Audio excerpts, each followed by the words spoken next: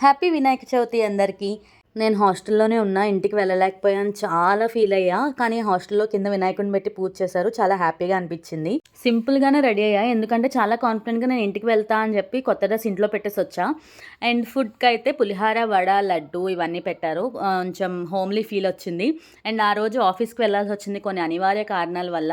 And return cab కూడా నేను ఒక్కదాన్నే ఉన్నా. ఈవినింగ్ అయితే మా హాస్టల్ దగ్గర వినాయకుడిని పెట్టారు. మొత్తం హాస్టల్స్ అందరూ కలిపి పెట్టారంట. సో, అందుకని చాలా క్రౌడ్ ఉన్నారు. మొత్తం పూజ అంతా చూసాము. కంప్లీట్ అయిన తర్వాత ఒక్కొక్కరిని పైకి పంపించారనమాట. సో, పైకి వెళ్ళి దర్శనం చేసుకుని అక్కడే ప్రసాదం పెడితే ప్రసాదం కూడా తీసుకున్నాము. చాలా హ్యాపీగా అనిపించింది. ఇంటికి వెళ్ళలేదు, పూజ చేసుకోలేదు అని ఒక బాధ ఉంది. కాకపోతే ఫెస్టివల్ వైబ్స్ అయితే వచ్చాయి. చాలా హ్యాపీగా అనిపించింది. చెప్పా కదా నాకు ఈ రోజు కూడా వర్కింగ్ డే అని చెప్పి, అందుకే వ్లాగ్ పోస్ట్ చేయలేకపోయా. చాలా ట్రై చేసా పోస్ట్ చేద్దామని చెప్పి. బట్ నా వర్క్ అంతా కంప్లీట్ అయ్యేసరికి 2 అయ్యింది. ఇంకా అప్పుడు కూర్చొని ఎడిట్ చేసుకుని పడుకున్నా అనమాట.